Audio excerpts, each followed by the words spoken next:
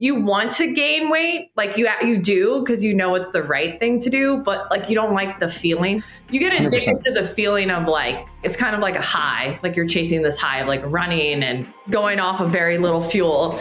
You actually are in the depths of like a really bad eating disorder. Sometimes it's better to not overly focus on health, not overly focus on calories, like let go of some of those metrics for a while.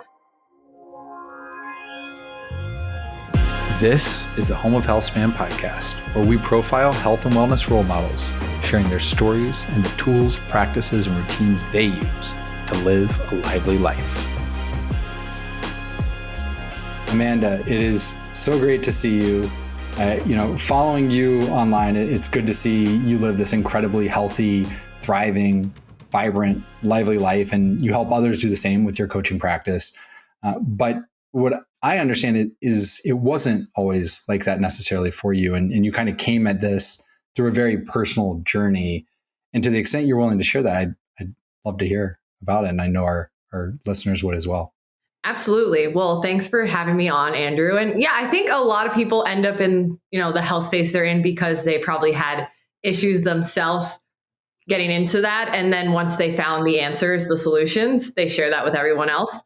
So that was definitely the case for me. I actually was trying to lose weight, like going into high school.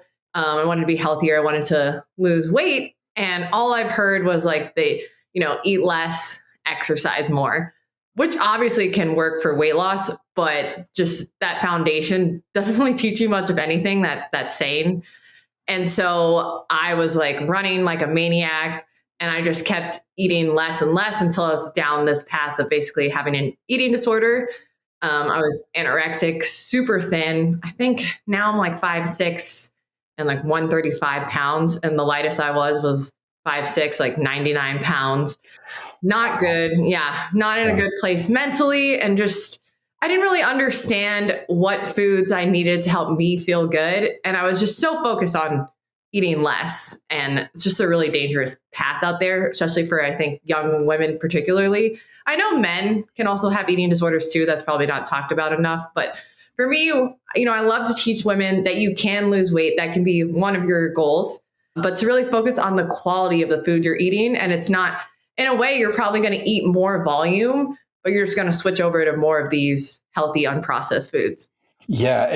Your story just means so much to me. I was a competitive swimmer, and so many, just the coaches at the time and how they would speak to women on the team, so many women ended up with eating disorders. And now as a father to a girl, I live in this world where you think of the standard American diet, and you can't just eat mindlessly. Otherwise, we know it's going to cause metabolic disease. And so I'm super mindful. I eat almost just whole plants. That's just what I eat. I don't eat plant-based because sugar is plant-based. I eat plants. And I do fast sometimes. And it's this fine balance of not wanting my daughter, when I do a fast, to see food as the enemy or these things are bad, but to see it as fuel. And so think about the fuel you're putting into your body. And is it a poisonous fuel or is it an energetic fuel? And, she's only 8 now, but I just don't know, right? Like you don't know which direction that'll go. So you kind of went down that path. You were trying to get healthier. And at some point, healthier in your mind was not eating. Yes. What is it? How did you get out of that? This could be a nutrition, but this is very much a mindset kind of question, because that's so difficult. Yes. I definitely I have to thank my parents and like my doctor was very much like, I remember one time he weighed me and he was like, if you come back in and you weigh less, like you need help, like you need therapy, like you need mental help because you're just stuck in that path. And I remember being there and actually like, you want to gain weight, like you do because you know it's the right thing to do, but like you don't like the feeling. Like at that point, you kind of get addicted to the feeling, just like maybe like an alcoholic is addicted to alcohol. You get addicted 100%. To the feeling of like, I don't know, like not eating, like it's kind of like a high, like you're chasing this high of like running and that going off of very little fuel. And it is so hard to get out of it yourself. And you just, you've got to have the accountability partners, whether that's a friend, a parent, I obviously met with a therapist some, and it really helped me just like reframe, like first kind of letting go. Like if you actually are in the depths of like a really bad eating disorder, sometimes it's better to not, like I'd say, not overly focus on health, not overly focus on calories, like let go of some of those metrics for a while and, gain the weight. And then it was actually later on, like years later when I graduated college, that I did want to lose some weight because like college also unhealthy, like lots of drinking, A lot like of empty calories. buffet foods. And so I was a little nervous, but then when I revisited and like did the research, the podcast like this one and all listening to all the health information, like it kind of like click, like, oh, it's about eating the right types of food. It's about getting like enough protein, about eating a plate full of vegetables and like a lot of these like less processed foods. So that kind of helped me approach it in a much better way. So it was so great the next time around when I actually did want to lose some weight, I was able to do it in a healthy way and not be, focus on the quality of your food. It's really tough because it's so unnatural, right? If you think about how we evolved as a species and humans in the wild, you didn't have to think about it. You were just trying to survive. Just getting enough calories each day from plants and animals was a battle, right? It was an absolute battle.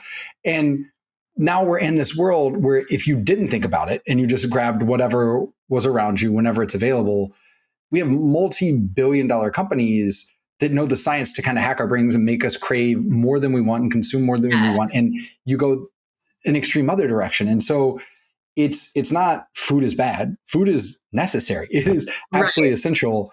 It's certain foods are worse than others. And so it's this thoughtfulness that you put into it. And what I love about your content is the thoughtfulness plus it looks so delicious. Like that raspberry vanilla fudge or what you do with the broccoli stalks. I was like, oh my God, I've wasted so much broccoli in my life that now I can start doing this. I love that stuff. Yeah, it's crazy what a little bit of creativity. And then, we are attracted to the rainbow, like, brands take advantage of that, like eat the rainbow, like Skittles, right? But when you actually eat the rainbow, like fruits and vegetables, you can make this beautiful, delicious plate and actually get the benefits from eating this variety of colors, which is why I feel like our brains are attracted to these colors in the first place. Yeah, we had a guest recently who was talking about your eating doesn't even start with the chewing. It starts with your eyes because your eyes start sending signals to your brain. And so those different colors, how it's preparing, if you're pausing before you eat, it all kind of sets your body up to really appreciate, digest, and make the most of this food that you're putting in. Yeah, it is really crazy how these companies take advantage of how we've evolved. And like even something like Cheetos, obviously extremely highly processed. I don't think anyone thinks that's healthy, but people might not realize how easy it is to overconsume because they make it kind of like melt in your mouth. It's like airy. And so, and like it has like obviously like an explosion of flavor. So it's so hard to put down. Like this is personally why like I prefer not to even like try some things because once you try it, it's really hard to put down. They're engineered to be addicting, to get you to spend that money and eat a full bag. My equivalent on that are the lime Tostitos. To me, I'm just like, these should be illegal. They're way too good. I don't know what they put in this season. Like I'd go for like classic chips or something. Yes. Yeah. So, I mean, given that, right, you eating the rainbow, you seem to have a really diversified approach to what you're consuming.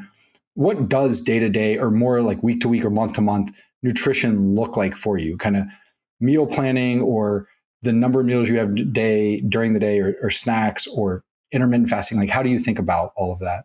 Yes, I like to make sure I'm getting enough protein. So I pretty much focus on like adding some protein in with every meal personally, because I also work out a lot.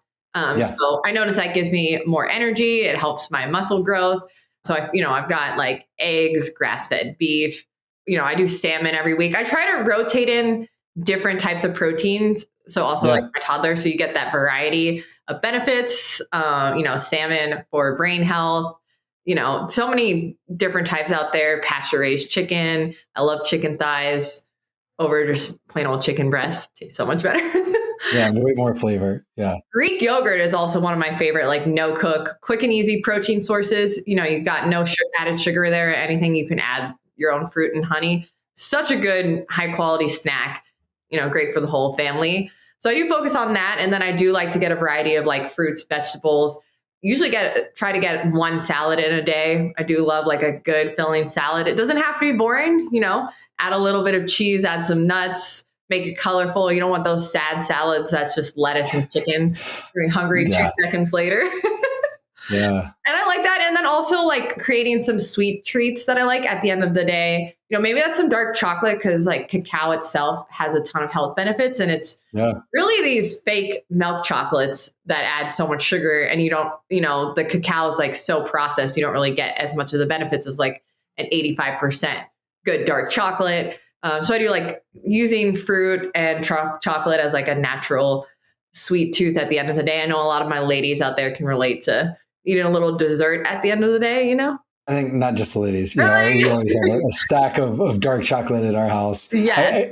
Are there any dark chocolate go-tos? Like when I was trying to get off sugar, I was doing a lot of the Lily's. Yeah, Lily's good. I don't know if it's like low sugar, but I like Theo's, Lily's. Hugh Kitchen has a really Hugh Kitchen's really good. Yeah, really good. And then I think there's like one other brand that's not coming to mind right now, but there are a couple out there for sure. Yeah. Yeah. And on the protein, are you able to hit the goals that you have just with whole foods, or do you supplement at all with any powders? That's a great question because it just makes it so much easier. And also like a protein shake, you can just throw in, some protein, fruit, spinach, nut butter, you're good to go. Yeah. So I do love like a chocolate collagen. I like Vital Proteins because, it's grass fed and easy to find. I'll also use like a grass fed whey protein, have that in the mix. And then, there's a lot of good plant proteins out there like Truvani, Just Ingredients. So just kind of trying to mix in. I like having a couple of different options. Do you have a go-to on your whey? I use like a New Zealand, I think it's a New Zealand grass-fed whey. I think that's the brand, or like I forget. I don't have like all the names memorized. Yeah. Now, I imagine eating as deliberate as you are, right? You're eating the rainbow. You're getting a variety of vitamins and nutrients. You're probably not very nutrient deprived, but are there any supplements you add in, just saying, hey, I know whether it's vitamin D or whatever it is that you put into your regimen? Yes. Well, I always have a fish oil. Like I like Nordic Trax fish oil is high quality. I do a vitamin D. I do like a multivitamin. I think usually it's True Foods, but I have to check. Okay. But or I think Now Foods. I don't know all the names. But yeah, I do. Yeah, now I know what you're talking about. Now supplement. Yeah. So I do like to have a couple in rotation. But yeah, I always like omega-3s for sure for like all the anti-inflammatory brain benefits. And a vitamin D and a multivitamin are usually my go-tos. And I will say my new thing is definitely I'm on the electrolyte train. You can just tell you just feel so much better. And then, for my breastfeeding moms, it's so beneficial for that. If you sweat a lot, athletes. So whether it's Element or Noon, those are some of my favorite brands. Yeah. I had an Element this morning and I made my daughter a Noom. So, I'm well acquainted with both of those. My son loves the Noon. Like we don't give him like the full serving, but he loves it. He calls it his pink water. Yeah. I mean, hers, we'll give her a full serving, but it lasts like 3 or 4 days. So she has a bottle with it and then she sips over. That's really neat. Now, you mentioned you work out a lot. You exercise a lot. Yeah. What's your routine there? So you're talking about building muscle. Is it a mixture of weight training and cardio, or what do you do there? Yeah, I lift weights like 3 to 4 times a week. Lately, I've been doing like full body because I'm just strapped for time with work and toddler. It's a little bit crazy. But I do, love to do full body strength training sessions. I do typically do like one hot yoga session a week. That's my favorite. Good for mobility and injury prevention. And then, I try to do like cardio, like sprints once a week. And then I do so much walking with my son. Yeah. Well, I mean, that's amazing, right? I've recently learned the dosage for zone 2 is 4 hours a week. And so that walking is great to get that added in. On the sprints, is this running sprints or? Yeah, I love some running sprints, but it's like a love-hate relationship. Do you do that outside? Do you do that on a treadmill? How do you do those? The weather's been up and down. I mean, lately I've been doing it on the treadmill, but I need to go outside. And then you get the double benefit with the vitamin D. Yeah. Yeah. What treadmill do you have? Do you know? I don't have, but I'm a huge fan of like the Nordic track treadmill, I think. Yeah. But I need to get my old one just broke, so I need to get a new one. Okay. Time to go. And then do you have any particular shoes do you use different shoes for your running versus the weight training or? Yeah, I try to lift in flat shoes, obviously to get the most, benefit. You don't want too much support when you're lifting weights. So I use Vans for that, Okay. Good old flat shoe. And then I have Asics for running. So those are always my running shoes. Yeah. And the Vans, are they low tops, mid tops, high tops? What do you do on the low top? Low top. Okay. Okay. And then, so when you're working out like that, you're supplementing with a protein to make sure your body's recovering. How do you think about the rest and recovery kind of in between days? So, the sleep side, but also any kind of other thoughts on recovery. Yeah, I love my sleep. Like, don't mess with me in my sleep. There's no, I definitely have the Aura Ring, obviously great for sleep tracking. And yeah, I just noticed like, I'd honestly rather maybe like work out a little bit less, instead of getting up super early and like wrecking your sleep. I noticed that I'll feel better. My workouts will be better if I allow for a little more recovery and prioritize the sleep over like getting up at like 5 a.m. Like, that's not in the zone I'm in right now. So yeah, definitely I noticed that, and that like, it's not like every day should be like a brutal workout. I don't know for you, like your strength, your sprints, like all of that does not go well if you're just doing like brutal workouts back to back. Like some of them need to either be a recovery workout or you have a rest day in between. Depends on also, I feel, this overall stress in your life. So yeah, how stressed are you at work? How's your sleep? Like all of that will affect your choices, because if you're just constantly high stress, high cortisol, like you're not going to get the results you want. Your digestion is not going to be good. Your skin health is not going to be good. So it is a fine balance, because you also don't want to be that person who's like, okay, well, I'm not going to work out at all and just sleep because I'm so busy. So it's like definitely a fine balance there. Well, it shifts too. It's probably a personal balance, and that balance based on season of life and even season of year can shift. I mean, it's a really important point you make on, this is a big part of why we do the show, why we have a Lively in the first place, is people think health. And some think of it just the absence of disease. I'm like, okay, I don't have cancer, so I'm healthy. I'm like, well, that's not the same as living with real vitality each day. That's one side. The other side is, oh, I just crush in the gym. I'm super healthy.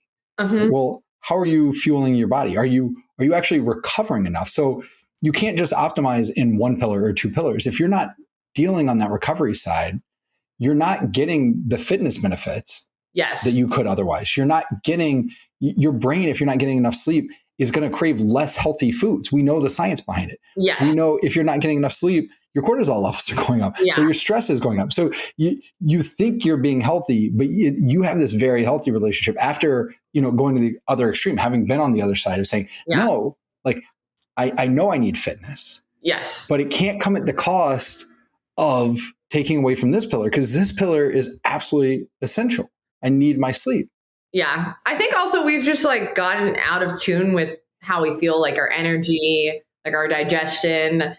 Cause like some people out there, I'm telling you, you don't know how good you could really feel. And if you start to try some of these, methods that you have on this podcast, absolutely will change your life. Yeah, I've seen it very personally many, many times. My father was a pediatric cardiologist and thought, I know nutrition, I know health, I know medicine, this is what I do.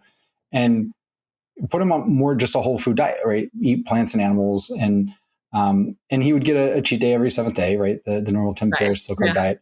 In a year, he lost 65 pounds and started running half marathons. Wow. And he does a race every year, the Peachtree Road Race, 10K on 4th of July, where he wears his high school singlet from his track team. And he just didn't know how bad he felt, right? Like he had no energy to go run a half marathon, but now he's in his 70s.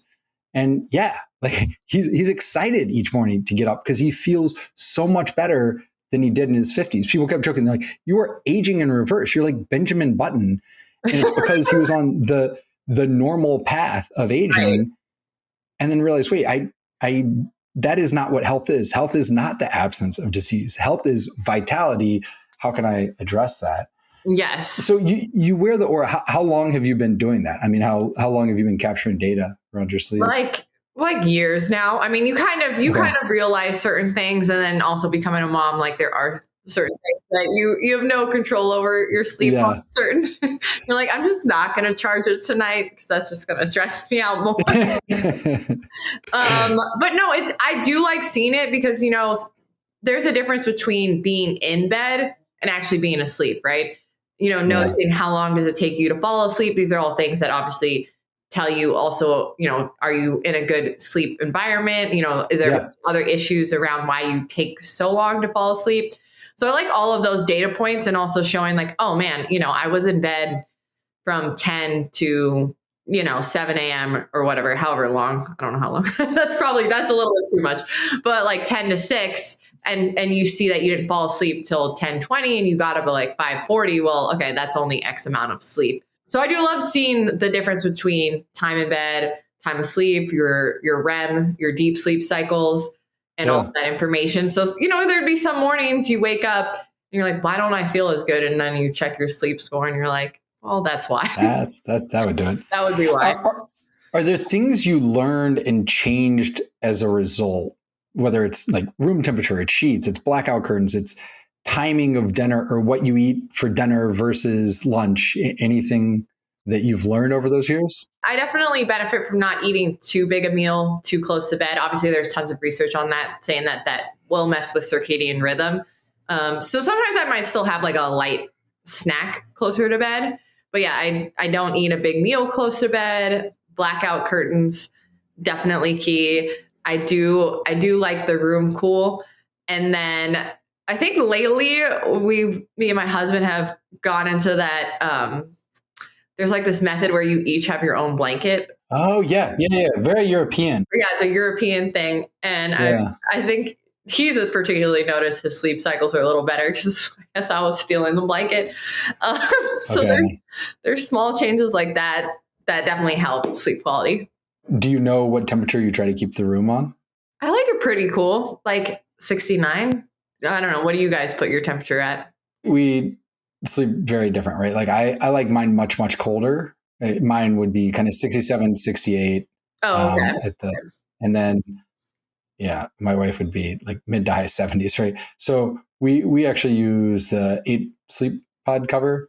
It's not the actual mattress. Is this This is a pod? No, it's a mattress cover. So they call it the pod. I could be wrong. I don't know if they sell mattresses. Okay. But they sell this. It goes over top and it hooks to a water pumping device. Yeah. And so you can go up 15 degrees and I think down 15 degrees. So you can really personalize it to each side of the bed. That's fancy. Which for couples that sleep at very different temperatures, it can be very, very useful. Yes. I also I don't use this anymore because my son just wakes me up.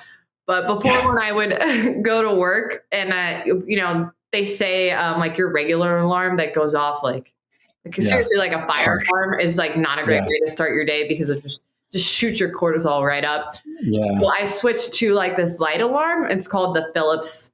And it like wakes you up. It gets like brighter and brighter, and then it will play like chirping birds.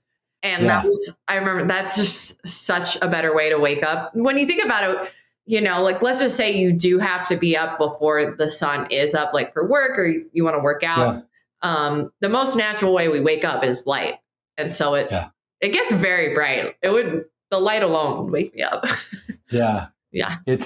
I'm curious, something soft like that. I think the 8 sleep will do something maybe with temperature or vibration, like it'll help as an alarm. Cause I just don't use an alarm and because I wear an eye mask and I put in wax earplugs. So I'm not sure either of those things would work anyway. You're all decked out. You don't have the mouth tape on though? Oh yeah. No, I have the mouth tape. You have the mouth tape on, yeah. Yeah. I go all in on sleep. I see it as foundational. A recent guest was talking about the sleep. You don't start preparing for sleep at night. You do it in the morning. It's about the morning sunlight and kind of you're setting up the day for how you're going to sleep. And a lot of ways you set up your day on how you slept before. So your day doesn't end with sleep, it starts with sleep. And so just seeing its criticality in the quality of that day is really, really a big thing. No, I mean, like you said, it affects all your choices. Like, it's how hard is it to make a good choice with your nutrition when you don't sleep well? Your cravings go up, it's not good. Yeah. We talked about kind of supplements on the nutrition side. Do you take anything around sleep? Like, do you do a chamomile tea before bed or? I love a good, there's a lot of research around chamomile tea before bed. I think within those electrolytes, I get a good amount of magnesium. Magnesium is obviously huge, and there's great research to show that it can help with sleep. Luckily, we take our electrolytes that have plenty of magnesium in there. Otherwise, I would take it as its own supplement for sure. Yeah, I've been taking it, and then I did the math on what I eat, and it seems like potentially each day I'm eating over 1,000 grams of magnesium anyway, milligrams, I guess. I'm like, so do I need to supplement? It seems like I'm probably consuming quite a bit. If you take electrolytes that have magnesium in them, you probably don't really, and then you magnesium-rich foods, like you're good. We talked about with sleep and the recovery side, the lack of sleep or the alarm kind of spiking the cortisol level and the stress and how it can impact your mindset, through the whole day and kind of compounding. We heard about earlier in your life, your mindset journey. Are there things, and I know it's very hard with a young child, but any practices you do today to work on mindset, whether it's gratitude practice or meditating, anything like that? Yes, I'm huge. I have my gratitude book. I like to write down 5 things I'm grateful for every day. For me, Sorry, before you move on that, can I just ask, is it morning or night? So or is it somewhere in between? I prefer to start my morning with it, start my day on a good note and just write down, three things I'm grateful for. Why did I was thinking 5? But you know what? I'm always adding more to the list. Yeah, good. That's great. So I do like to start my day off on that note. I also am very particular about any media I'm consuming in the morning. So to me, so honestly, right now, I don't have a consistent meditation practice. Every day I don't sit down and do that specifically, but I find whatever I consume in the morning media wise is huge. If you wake up and you start scrolling on social media, that sets the tone for a day in a certain way. For me, that's why I love actually starting my day with podcasts, positive podcasts, whatever area I'm trying to impact more in my life. It could be an Audible, it could be a business podcast, a health podcast. If I'm actually struggling with some, maybe work's a little bit harder than usual, I might listen to something more specifically focused on mindset. So that really helps set the tone for today versus listening to news or anything overly negative. My husband doesn't bother him as much, so he'll sometimes listen to some of that stuff. I'm like, can you put your headset on? Because I do not want to hear that first thing in the morning. I just prefer not to and then even when I used to work at a corporate company, just not checking all of those emails right first thing in the morning. It can just allow your morning to be positive things that set you up in a good way, even if you don't do a consistent meditation practice, which I know there's so many research benefits for that. I'm not currently in the flow on that. Yeah, but I think the benefits of meditation are to help with that mindfulness. And I think you can come to that mindfulness in different ways. With what you do in nutrition, you're very mindful about what you're doing. So as long as you're living a life that's getting that presence in the moment and that appreciation, that gratitude practice, all of that is some form, I would say, of meditation and being mindful of what you put into your head. Because you say, oh, it doesn't affect me. It does. I'm sure you go do studies. It's going to impact. If you're starting the day on some news channel and everybody's shouting at each other, your body is going to react to it. Some of those shows are so crazy. The yelling at each other. Yeah, it's insane. So can I ask, do you have any kind of favorite podcasts that are your go-tos, any that you regularly listen to? I love the Model Health Show. I'm big on the Genius Life podcast. Those are 2 of my big health podcasts. And then I'll pop in, I know Gary Vee is a little bit controversial, but I don't know, he's pretty positive overall. Yeah. and he has a very go get 'em attitude. So if I'm like trying to get in the business zone, I love to listen to a little bit of Gary Vee. And then sometimes I'll just pop onto YouTube and type in like if I'm in a not as good zone, like positive mindset video, and it'll show up some of the top ones really quick. And when you're doing that, is it mostly on your phone as you're going about your morning doing stuff? Yeah. I just, it's hard to get away from your phone, to like check the time, do a couple things. So I do try to be very mindful of like what I put on, which is why I like going straight to a podcast or an Audible. I think I'm reading this book called Grit. That's another great book. But I like having Angela Duckworth. Yes, I think so. Yeah. But she has a great podcast, by the way. If you like her, she has a very good podcast. You check it out. But yeah, I like putting something on because that way, you have something on in the background and you're not as tempted to like scroll or do some mindless stuff. Yeah. Sometimes it's kind of quiet. You might want to fill some of the space if you're not meditating, if you're not using that opportunity. And so I try to do it with something positive. Yeah. That's a strong point to make of there's very little space in our life for that uncomfortable silence now. And there's a benefit to it. There's a benefit to boredom. And if you think about, I was reading the Iliad with my daughter, and one of the gifts, they brought all these rich gifts, and it was clothes. It was basically clothes and rugs. And I was explaining to her, I was like, this is what being rich was back then. Like there weren't cars, there weren't crazy electronics and all that. Like this is what being rich was.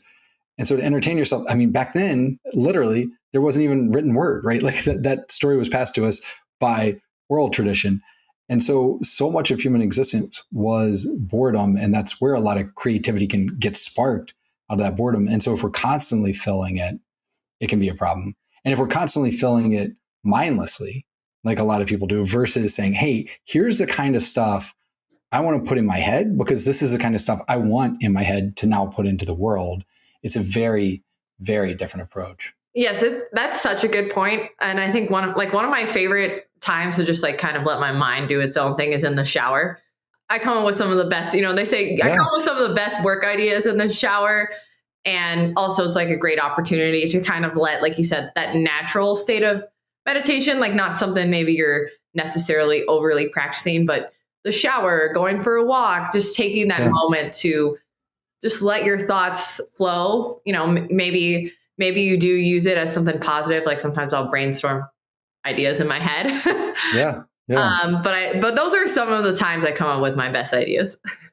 Yeah, I imagine. Yeah. Now, so you touched on before, you used to go corporate job, you're going to the office, everything. And then now not as much. And a lot of people, their community can come from work, right? If not a lot of people are proactive in building out that community. And as we think about the pillar of health and health span that most often kind of slips people's minds, it is that social connection and purpose.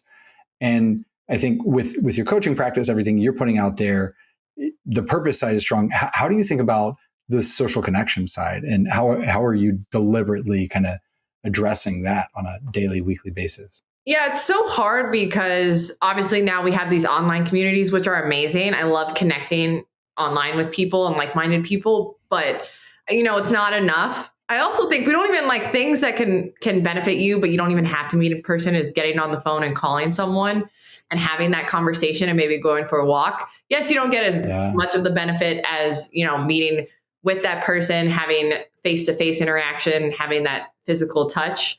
But, you still get a ton of benefit and get to connect deeper with someone if you just make that call and, don't just be that person that only texts. So I do try to like have calls with my friends all the time to stay connected with them. And then, I just moved from California to the Midwest where my husband's from, which is great because he has a huge Italian family here. So we've got that built in. Baked in. Yeah, the baked in community. That's lovely. But just trying to reach out to people. Luckily I do have a lot of people in the space. So I meet people through Instagram and then actually meet in person, have little play dates with our kids. So you do have to put yourself out there and make the effort, especially at the start. And sometimes you might even get rejected, but in the long run, it's absolutely worth it to have some of those in-person connections and not just stay behind a screen. Yeah, I mean, there's certainly people out there in the world, and I'm not one of them, who are, it comes naturally, and their desire is to just go out and meet people. Like they're the proactive, they're shaking hands. And I know these people, and you see them and they make friends with everybody. Like, that's amazing. Like, you know somebody in every country, every city, like you just go around. And then for the rest of us, it was easy when we were in school because you're surrounded, like here are your 30 classmates. So you're going to have some people you get along with in that. And then at work, here are the people you work with. And so you kind of find, and you get these baked in communities, but as you become an adult, it becomes harder and harder. The default now as a parent, it's like, well, what are the parents of my daughter's friends like, right? Like Yeah. they've become the big thing group. But otherwise you have to go seek this stuff out. It doesn't just happen. And while it's uncomfortable, the example I always give of it is always going to be easier for us to sit on the couch and watch Netflix. That's always going to be the easier answer. True. And 10 years from now, would we like to look back and say, hey, that's what we did for 10 years? Or did we got up and we met people and we traveled and we did this? And like, yeah, it's going to be hard, right? It's going to be tiring to hop on the plane and fly here or do all these things. But that is life, right? Like the life is working through those things for the new experiences. And so, yeah, I totally relate to that uncomfortableness, but also necessity of putting yourself out there in those spaces of discomfort. I know that. I mean, that was my first thought was, meeting friends in your 30s is not easy. And you have to be comfortable, maybe like a certain level of rejection too, because you put yourself out there and not everyone's going to reciprocate in the way that you think they should. So that part's really tough too. But in the long run, it's worth it because you get these new friendships and you'll have like you said, a vibrant community, hopefully around the world, because that's what's so cool about this day and age. But you do have to do the work. You have to put yourself out there. You have to join the gym. You have to go to these things. But it's such an important part of life. And I notice, that I do feel better when I build up that community. Speaking of building that community, I mean, it seems like a big part of what you're doing with the coaching and building this community around building that healthy relationship with food and nutrition and wellness. Can you say a little more about your practice and everything you do there? We have a whole Facebook group and app, and me and my husband, answer so many questions every day and love to work with our clients because it's just, people really need to be met with where they are. This whole all or nothing mindset needs to go. I mean, that's what led me to also like a very dangerous place. Like you're allowed to have fun in life. You're allowed to have these desserts. You're allowed to, enjoy life and not be afraid to try like some of these cultural foods because your diet needs to be perfect and fit into these perfect macros. So that's really what I live my life about, is helping people get to a healthy place, meeting them with where they're at and understanding what types of foods support our body and what types of foods, make it really hard to stay on track and ones that are easy to overconsume. And that's what I'm all about. I don't want to gloss over that because nutrition is a really complicated one on this because in some ways it can be a religion. So you could say, okay, there is one objective truth. So even if there was, which with fitness, there's not, right? Hence why we can get new world records in different sports of people doing stuff because we're still learning. And 100% with nutrition, like you have the vegan camp, you have the carnivore camp, you have the omnivore or paleo or all these different camps. To say, here is the objective truth is difficult enough to go to the extreme. But even if you did know that, you say, hey, here is the perfect plan. If knowing the perfect plan leads to 0.002% adherence, it doesn't matter. Right. So meeting people where they are and saying, okay, well, here's where you are. Did you know 90% of the benefit of getting to that perfect plan is going to come from this first step? Yes. Just this first step. Yes. Right? Like, let's just do this first step. And that first step is going to be different for different people where they are. But, the difference of going from 60 minutes to 90 minutes of exercise a day is way less beneficial than going from 0 to 10. Yeah. If you go from 0 to 10 minutes of exercise, that's the biggest single jump you can get. And it's the same with our relationship with food. And so how do you suss that out with your clients and kind of see, here's where you are. Let's feel out what the right next step that's going to be impactful and rewarding and sustainable for you is. Yeah, a lot of it depends on their schedule, their food environment, their budget. All of those things are taken Yeah. into consideration, obviously. But I also love to tell them, remind yourself something is better than nothing. Like you said, there's nothing worse. Let's just say you have 10, 15 minutes to work out, and you couldn't hit that perfect 30, 45-minute workout, or, even an hour. Do the 10-minute workout, do the 15-minute workout. You're going to have so much more benefit than doing zero. And I think with the exercise protocol, especially busy women, I've got a lot of moms who I work with, and understanding you don't need to work out 7 days a week. You don't even need to work out 5 days a week. Just getting, 3 to 4 of those consistent strength training workouts, or even 2 full body ones a week, can do wonders for your health span. And then when it comes to nutrition, again, making small changes. The one thing about America is that we do have a lot of conveniences, and some of those are good. Some of those are maybe some like pre-made proteins that actually are cooked in good oils.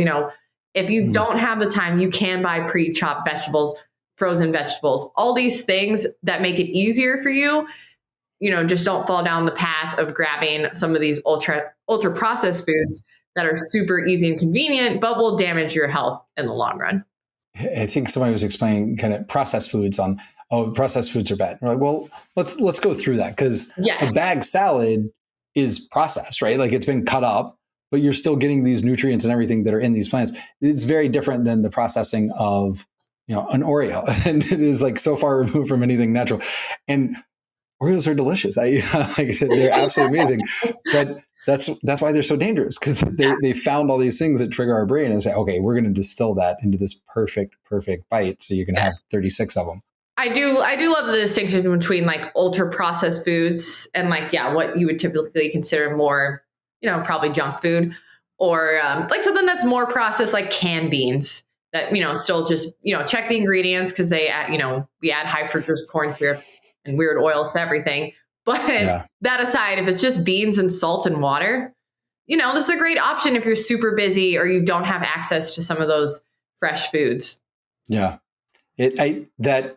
That all or nothing approach, I've been guilty of falling into, whether it's nutrition or exercise, whatever it is. Yeah. And I'm so much better about that now, right? Like okay, if I can't get to the gym, well, I'm walking to this place. Like I'm just going to put heavier stuff in. I'm going to walk more. Yeah. And I'm going to move my body. It's not that it's a workout. I need to move my body every day. I need to move it somehow, some way. Right. And we have the ability and should be doing that. Yeah. I do think being a parent, I don't know if this for you, does even force you more to ditch the all or nothing mindset. Just, do what you can. Especially when Dom was younger, my toddler, the sleep, he did not sleep well at all. So I feel for my parents out there. And, sometimes it'll make sense to skip that workout because you didn't sleep well at all. And other times, just go for a walk, move your body. And then other times, it'll make sense to just shorten that workout. Just do what you can. And I always try to talk to myself like that, so that way I'm not throwing the baby out with the bathwater, right? Yeah. I mean, it's one of those things we can have a lot of empathy and understanding for others at times. Yeah. And less so with ourselves, right? We hold ourselves to potentially an unrealistic bar. So that's a really great point. Mm-hmm. Well, Amanda, this has been a really lively conversation. I appreciate you making the time. We'll put it all in the show notes, but where can people find you? Where should they learn more about you? Yeah, you can find me. I'm on Instagram all the time. It's Meow Mix. It's Meow MEIX.